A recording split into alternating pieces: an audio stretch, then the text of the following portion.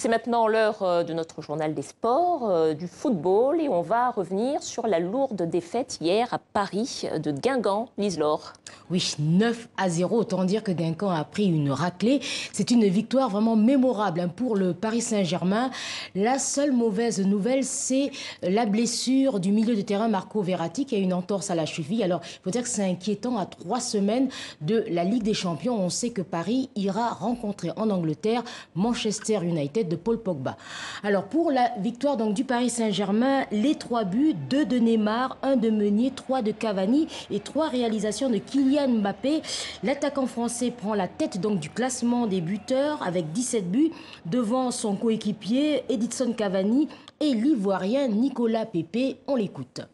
L'objectif, c'est de marquer à tous les matchs, mais surtout de gagner, parce que c'est le collectif qui prime. Après, je pense que si je marque, ça peut y contribuer à la victoire. Donc l'objectif, c'est toujours le même, marquer de son empreinte chaque match.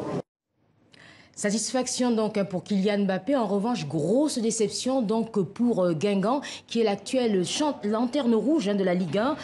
Et pour également l'international congolais Yeni Mbatoko, qui avait contribué il y a 11 jours à la victoire de son club en Coupe de la Ligue face au Paris Saint-Germain. Sa réaction au micro de Karim Baldé et Louis Decroix. Le résultat, c'est vrai qu'il est très difficile à encaisser parce qu'on donne le bâton pour se faire battre. On peut perdre contre le PSG, mais 9-0, c'est vrai que c'est difficile à avaler.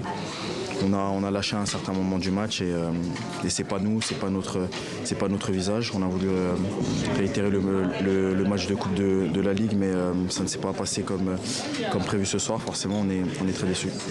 Et voilà, très déçu. 9-0, raclé, vous avez dit. C'est comme ça que vous avez appelé ça. Bon, on va parler cyclisme, vélo. Il n'y a pas de raclé dans le cyclisme, puisque c'est demain que ça commence la tropicale Amissa Bongo au Gabon. Oui, et c'est l'une des meilleures courses du continent, l'une des mieux notées. Vous pourrez d'ailleurs la suivre sur notre chaîne.